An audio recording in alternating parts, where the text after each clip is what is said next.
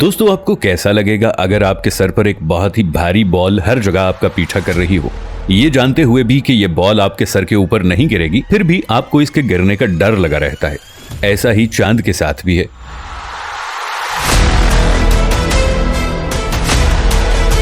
चांद हर वक्त धरती के ऊपर घूम रहा है और साइंटिस्ट की माने तो हर साल करीबन 3 सेंटीमीटर तक चांद धरती के करीब आता जा रहा है, जिससे कई लोगों के जहन में ये सवाल पैदा होता है कि क्या होगा अगर चांद धरती से टकरा जाए। तो क्या चांद का धरती से टकराना पॉसिबल है, और अगर चांद जमीन से टकरा जाए तो फिर क्या होगा। दोस्तों, वीडियो में आगे बढ़ने से पहले पाकिस्तान के सबसे बड़े साइंटिफिक चैनल इफ टीवी को सब्सक्राइब कर लें और साथ मौजूद बेल आइकॉन पर भी क्लिक कर लें। दोस्तों, सबसे पहले हमारे लिए ये जानना बहुत जरूरी है कि आखिर चांद धरती से अभी तक क्यों नहीं टकराया। हम जानते हैं कि धरती और चांद दोनों के पास ग्रेविटी है और धरती की ग्रेविटेशनल फोर्स चांद से 6 गुना ज्यादा है, जिसका मतलब है कि अब तक तो चांद को धरती से टकरा जाना चाहिए था। लेकिन यहाँ पर एक मजेदार बात यह है कि क्योंकि चांद धरती के चक्कर लगाता है, इसलिए वो एक सेंट्रीपेटल फोर्स भी पैदा करता है और यही फोर्स इसे धरती से टकराने से रोकती है। मान लेते हैं कि चांद को धरती तक पहुंचने में करीब 1 साल तक का वक्त लग जाएगा, तो हम पहले महीने से ही धरती पर कुछ बड़े चेंजेस नोट्स करना शुरू कर देंगे। आपने शायद स्कूल में पढ़ा होगा कि समुद्र में जो लहरें उठती हैं वो चांद की ग्रेविटी की वजह से उठती हैं। अगर चांद हमारे नजदीक आता रहेगा तो समुद्र की ये लहरें मजीद बड़ी होती जाएंगी। चलिए अब देखते हैं कि चांद के टकराने पर क्या होगा। आप इमेजिन कीजिए कि चांद हमारे अर्थ के नजदीक आ रहा है, तो पहले महीने के अंदर समंदर की ये लहरें 4 मीटर तक ऊंची हो जाएंगी, जिसकी वजह से समंदर के आसपास रह रहे लोगों को तूफान का सामना करना पड़ेगा और हो सकता है कि उन्हें अपने घर भी खाली करने पड़े। पर ये तो अभी कुछ भी नहीं है। जैसे ही दूसरा महीना खत्म होने वाला होगा तो ये लहरें 10 मीटर तक लंबी हो जाएंगी, जिसका मतलब यह है कि समुद्र के आसपास रह रहे करीब 100 करोड़ लोग इससे परेशान हो जाएंगे। सड़कों पर पानी आ जाएगा, बिल्डिंग्स भी डूबने लगेंगी और खाने पीने की चीजों को भी इधर से उधर ले जाना मुश्किल हो जाएगा, क्योंकि दुनिया के सारे बंदरगाह शिप्स के लिए इनसेफ हो जाएंगे। क्योंकि दुनिया में ज्यादातर चीजों की ट्रांसपोर्ट समुद्र के जरिए ही होती है, इसलिए बहुत सी जरूरत की चीजें मार्केट से शॉर्ट हो जाएंगी।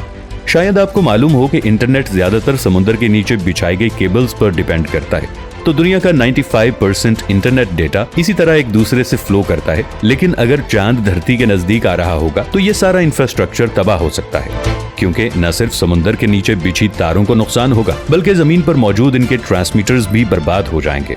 तीसरा महीना आते ही धरती पर कई सारे फ्यूल्स की कमी हो जाएगी, क्योंकि अब समुद्र से क्रूड ऑयल नहीं निकाला जा रहा। इसके अलावा 3 महीने में चांद धरती के इतना करीब पहुंच जाएगा कि हमारे कम्युनिकेशन और नेविगेशन सैटेलाइट्स पर भी इसका असर पड़ना शुरू हो जाएगा, और ये सैटेलाइट्स चांद और धरती की ग्रेविटी के बीच की फाइट में अपने ऑर्बिट खो देंगे और ये कंट्रोल से बाहर हो जाएंगे। चौथे और 5वें महीने तक धरती पर 100 मीटर लंबी समुद्र की लहरें दिखना शुरू हो जाएंगी, जिसका मतलब है कि अब हर एक शहर, चाहे वो समुद्र के करीब हो या दूर, धीरे धीरे डूबने लगेगा और लोगों को अपनी जान बचाने के लिए पहाड़ी इलाकों की तरफ जाना शुरू करना पड़ेगा। लेकिन ये सोल्यूशन भी ज्यादा दिन तक नहीं चलने वाला, क्योंकि 6 महीने में चांद धरती के इतना करीब आ जाएगा कि अब वो सिर्फ समुद्र के पानी को अपनी तरफ नहीं खींच रहा, बल्कि धरती भी धीरे धीरे चांद को अपनी तरफ खींच रही है। इस तरह की सिचुएशन में धरती की शेप बदलने लगेगी और इसकी वजह से टेक्टोनिक प्लेट्स पर भी प्रेशर पड़ेगा, जिससे धरती पर बहुत ज्यादा जलजले आना शुरू हो जाएंगे। इसके साथ साथ जमीन के नीचे मौजूद लावा भी अब बाहर आने की कोशिश करेगा, जिससे कई सारे मुल्कों में वोल्केनोज फटने लगेंगे। इस 6ठे महीने में चांद धरती के इतना करीब होगा जितने के सैटेलाइट्स आज हमारी धरती के करीब हैं। इसलिए अब चांद धरती के राउंड 27 दिन में एक बार नहीं बल्कि हर दिन घूमेगा। इसका मतलब यह है कि हम चांद के सभी फेजेस को एक ही दिन में देख पाएंगे। इसका एक मतलब यह भी है कि चांद इतना बड़ा हो जाएगा कि वो बार बार सूरज की रोशनी को ब्लॉक करने लगेगा, यानी अर्थ पर सूरज ग्रहण भी आम हो जाएगा। 8वां महीना आते ही चांद धरती पर इस तरह से इम्पैक्ट डाल रहा होगा कि वोल्केनोज से निकलने वाला लावा हवाई जहाज के उड़ने के डिस्टेंस से भी ज्यादा ऊपर तक उछलने लगेगा। पूरे एनवायरनमेंट में बहुत ही हार्मफुल गैसेस छा जाएंगी और एक रेड डस्ट उड़ने लगेगी। इस तरह बार बार लगते सूरज ग्रहण से यह भी मुमकिन है कि धरती का टेम्परेचर ठंडा हो जाए और यहाँ पर लोग ठंड से जमने लगें। इस सब की वजह से बहुत ज्यादा चांसेस हैं कि धरती पर मौजूद लगभग सभी प्लांट्स खत्म हो जाएंगे। उस वक्त तक अगर कोई इंसान बचा होगा तो वो किसी बंकर में होगा, क्योंकि बाहर का मौसम बिल्कुल भी अब रहने के लायक नहीं है। अब बात करते हैं कि आखिरी महीने में क्या होगा, और ये महीना आपको सबसे ज्यादा सरप्राइज करेगा। इस आखिरी महीने में चांद धरती के इतना करीब है कि अब धरती की ग्रेविटी की वजह से चांद की शेप स्ट्रेच होने लगेगी। अब चांद पर वही सब होगा जो धरती पर हो रहा है। बहुत से तूफान यहाँ पर आने लगेंगे, इसकी सरफेस के नीचे मौजूद लावा बाहर आने लगेगा और चांद के लिए सर्वाइवल मुश्किल हो जाएगा। अगर चांद और धरती के बीच सिर्फ 10,000 किलोमीटर की दूरी रह गई है तो आप देखेंगे कि अचानक से चांद के कई सारे छोटे छोटे टुकड़े हो जाएंगे। ये सभी टुकड़े अलग अलग सैटेलाइट्स की तरह धरती के चक्कर लगाते रहेंगे और एक रिंग सिस्टम बना लेंगे। ये वैसा ही रिंग सिस्टम होगा जैसा कि हम सैटर्न के आसपास देखते हैं। धरती से देखने पर ये रिंग्स हमें आसमान में चमकती हुई रेनबो आर्क की तरह दिखाई देंगे, लेकिन इसके अंदर 7 कलर्स नहीं होंगे। वैसे चांद के इस तरह टूटने का एक मतलब ये भी है कि धरती पर दोबारा से पहले जैसा माहौल बनने लगेगा, क्योंकि अब धरती पर चांद जितना बड़ा फोर्स नहीं है। अब हमें फायदा ये होगा कि ये रिंग्स अब आसमान में चांद से ज्यादा चमकेंगे और रात को भी चांद के मुकाबले में ज्यादा लाइट देंगे। इसके अलावा ये रिंग्स अभी भी सूरज को ब्लॉक करने का काम कर सकते हैं और अब भी कई मुल्कों के लिए सूरज ग्रहण से छुटकारा पाना मुश्किल है। इसके अलावा रिंग से निकलने वाली ये डस्ट बार बार धरती के एटमॉस्फेयर में इंटर करेगी, जिससे हम हर रात कई सारे टूटते हुए सितारे और आसमान में अलग अलग तरह की लाइट्स देखेंगे। यानी अगर हमने 1 साल सरवाइव कर लिया तो धरती देखने में किसी जन्नत से कम नहीं होगी। लेकिन अभी भी यहाँ पर जो डैमेज हुआ है उसको पूरा करना मुश्किल है।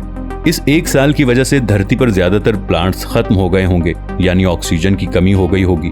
इसके अलावा अलग अलग वॉल्केनोज के फटने की वजह से हवा में सल्फर डाइऑक्साइड और कार्बन मोनोऑक्साइड जैसी गैसेस का अखराज बढ़ गया होगा।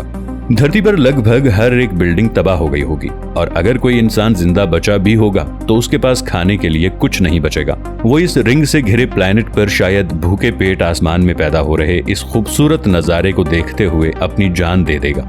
क्या आपने कभी सोचा था कि चांद का धरती के करीब आना उसे इस तरह बदल देगा?